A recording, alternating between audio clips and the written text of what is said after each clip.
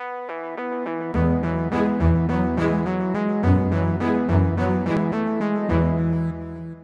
to Build to Adapt at SpringOne Platform 2017.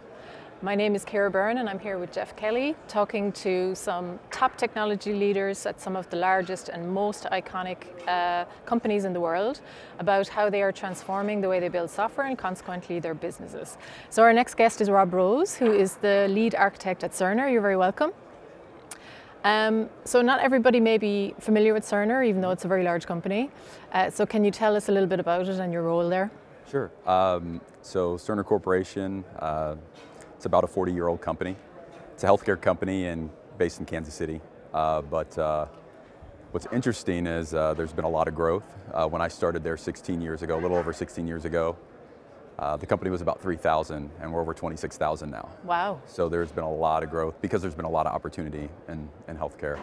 Our primary product is our electronic health record, and we're expanding that business and have since, the last decade or so. But and what kind of customers use the product? Primarily physicians, nurses, but yeah, those are our primary in a hospital setting. Okay. And how and why did you start working on Lean and Agile and DevOps and all that kind of stuff? Yeah, that's a great question. I think that there is there was a need to evolve.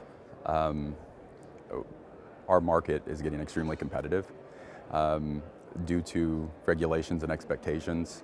A lot of the hospitals domestically have gone digital, so they have electronic records. So at this point, a competitive advantage is to actually differentiate by delivering faster, and that's the primary reason. So we have been going through this evolutionary process of more of your traditional waterfall to an agile methodology. So I think you said previously you only delivered software twice a year or something like that. Yeah, when we spoke earlier, we would have an annual or twice a year cadence for delivering software.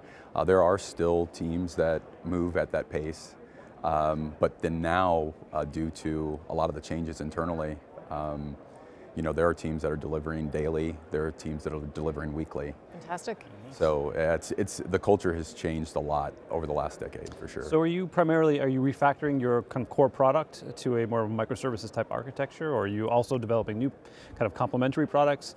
Talk a little bit about some of the things you're actually working on. Sure. So my organization is actually not on the core solution, the electronic health record. We work in the organization's called Network IP, or Network Dev, and we're kind of a broker or a bolt-on to that core business. So we help exchange a lot of the data for interoperable purposes, but the core business is actually going through that transformation as well to more of a microservice architecture. My group has already started that process, but we're not finished yet. There's still work to be done, and that's one of the reasons why we've partnered with Pivotal to help accelerate that transformation. Right, and how did you decide where you were going to get started? And maybe walk us through some of that initial engagement you've had with Pivotal. Sure. I guess our story is we had kind of come to a crossroads where, from a development standpoint, we had done just about everything we could to become more cloud native. We were fortunate enough to have one of the Spring Security lead, Rob Winch, was actually on my team at one point in time, and he was very instrumental in kicking off a lot of that change and introducing open source software to our stack. So that process had gone about as far as it possibly could, but we were still very traditional in the sense that we would, throw our code over the fence to our DevOps crew. So how you went to production was the traditional? Yes, we were about continuous delivery up to production, and then the handoffs would occur. And we had a couple of outages that were extremely impactful, and our executive leadership said, okay, well, what else can we do? There was another organization within the company that had decided to go down a public cloud offering to spin up an environment for disaster recovery. And when that opportunity presented itself, they said, okay, well, you guys are actually a very good candidate to explore public cloud, but is there anything else that we should do to maybe assist in that process? And you know, the lead technical guys on my team were like, hey, based on our involvement in the local Spring framework community in Kansas City, led by Rob Lynch, thought that PCF was an appropriate approach, and we went through this evaluation process. And I do want to be extremely transparent. Our company is actually, through this transformation, exploring other technologies. That's very common. It's like many of the enterprise customers are trying out 2 or 3 different things. Right. And I actually have to credit a lot of our executive leadership for this. I think they're attempting to find out what's going to work best for our company, or maybe what works best for the various solutions that we provide.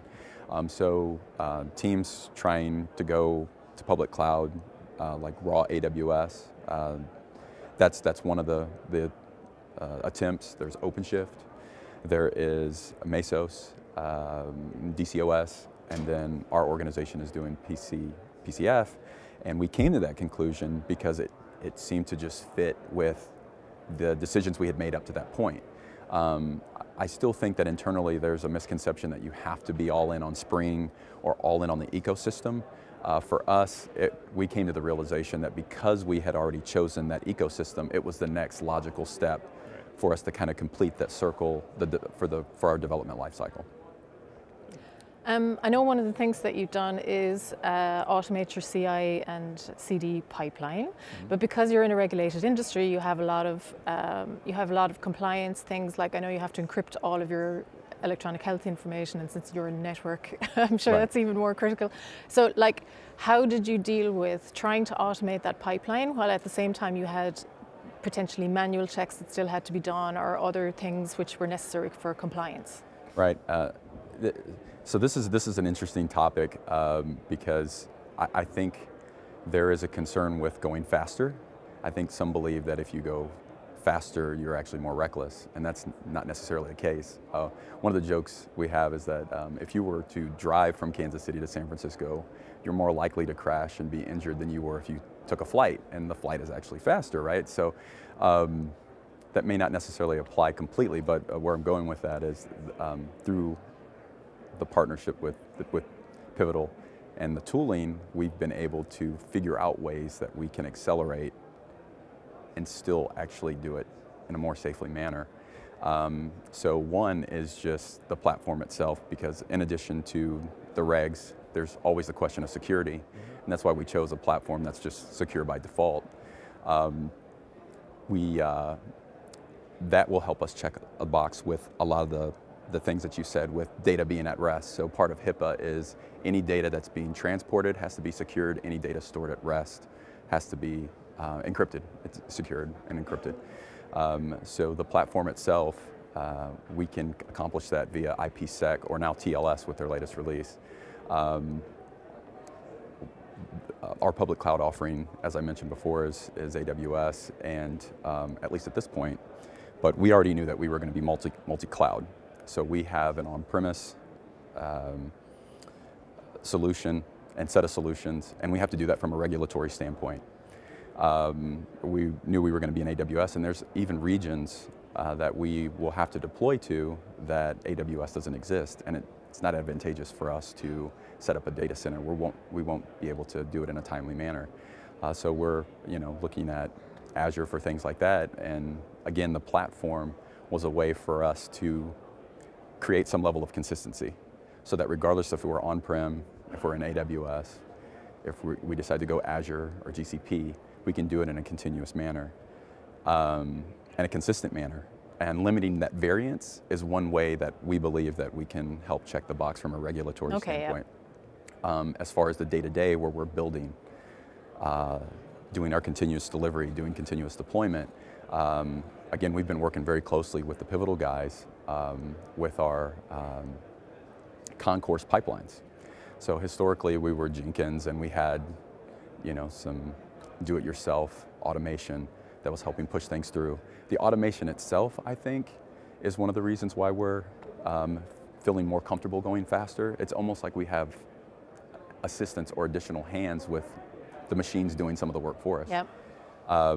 But we've noticed that, and some of this is still a work in progress, to be completely transparent, but the pipelines themselves are helping to expedite and streamline the ability to build our code faster, push it into the various domains or our various pipelines, and also set up tasks that allow us to inject whatever piece of regulatory documentation that we have to have. So okay. That needs to be signed or reviewed or whatever. Exactly. Okay. So the two big regulatory items that we have to be consistent with are ISO 9000, which basically says you guys have to have a process and that you're continuously attempting to improve. Well, that aligns perfectly with a lot of the tooling that I've just mentioned, yep. is that it is creating a natural process and it's helping us to continuously improve on the way that we're delivering our software. The other is the FDA. Because we deliver medical software, it's actually considered a medical device, and there are artifacts that we have to produce along the way. So within Concourse, we can set up ways that, one, we can connect via APIs to things like Jira, to things like Remedy, so that we are either generating the artifacts to be signed or pausing and waiting to reconnect and then join back in with the automation. So it's definitely, at this point, really helped to streamline and ensure that we have the appropriate gates established and we're checking the box along the way. So it's created a protocol or a format by which, or a template by which we are fulfilling our processes consistently.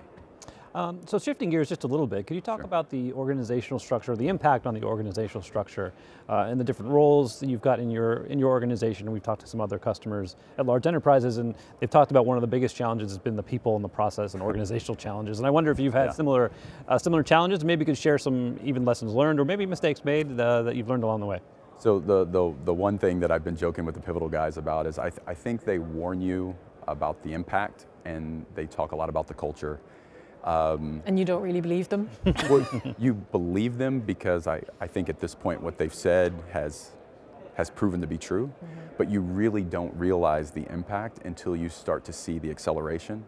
So one of the things that we've been talking about is how the roles that people play on the team today, how they will be impacted. And we're still working through attempting to figure this out because now it feels like we need more technical people and less functional people. Again, since we're automating a lot of things yes. and we're streamlining these processes, and it's helping assist with the regulatory pieces, well, there were a lot of people that were involved in the process before that were helping care and feed that process that frankly aren't necessary, or at least that time isn't necessary. So we're trying to figure out how to reappropriate that time to something that maybe is more technical or specific to the solution itself. So we already see that. We definitely see that. Before, where I was mentioning us kind of putting things on the shelf or chucking it over the fence to our DevOps crew, we're already seeing that with the platform, the number of people that are necessary to operate the platform, even with the automation that we had in place, it just isn't necessary anymore. And these are technical people that can be used to, instead of maybe writing chef scripts, can be used to assist with developing new features to our solutions. Absolutely. Another thing that really comes to mind is just around a lot of the testing. While we, again, I thought had done a great job at automating, a lot of our testing, sometimes, even though you want to start with a test-driven development approach, under crunch, I think that you fall into the habit of maybe going for code coverage as opposed to really the quality of the test. And I think you can reinvest a lot of that time that would have been spent carrying and feeding for the process, carrying and feeding for a lot of the manual intervention to work on those types of things. And the other thing that you mentioned, just around kind of our culture, we're starting to see now why the pair programming would be more advantageous, because we're moving features through so fast now, the number of code reviews are starting to spike, and that's becoming an area of frustration for the team. It's a good problem to have. It's a high-class problem, but if we can start to pair our team up, one, we're hoping to maybe gain some of the benefits of the co-development with you know, a senior engineer with more of a junior engineer, and maybe boosting their abilities up quicker, but also having that review right there during development time as the code is being done, as opposed to, you know, there are 20 code reviews that come out for this week for a team of 7 engineers, and where are people going to find time or the desire to do that in addition to finishing their features? So I probably didn't answer your question as to how much has changed and how we've handled the change, but we're seeing the impact of the tooling and the solutions that are in place, and realizing that it's more impactful than we anticipated, and how fast it's requiring us to reevaluate and make these decisions. Maybe one final question. What's your biggest ambition for this initiative, let's say in the next year or two? What would you like to achieve? Well, now that I know some of the capabilities, we have some pretty big ambitions. But I think our goal, as of November 7th, we signed our contract with PCF. And we've already deployed over 220 apps in our dev environments, and our prod environment is set up, and we haven't even finished our dojo. So now that we see what we're capable of doing, and we're aware of how the potential, our original goal with our 3-year contract was to have our organization up and running completely on PCF by the end of the 3 years. I think quietly our goal, I don't know how quiet it is now, but quietly our goal is to get the entire organization up by the end of the first year.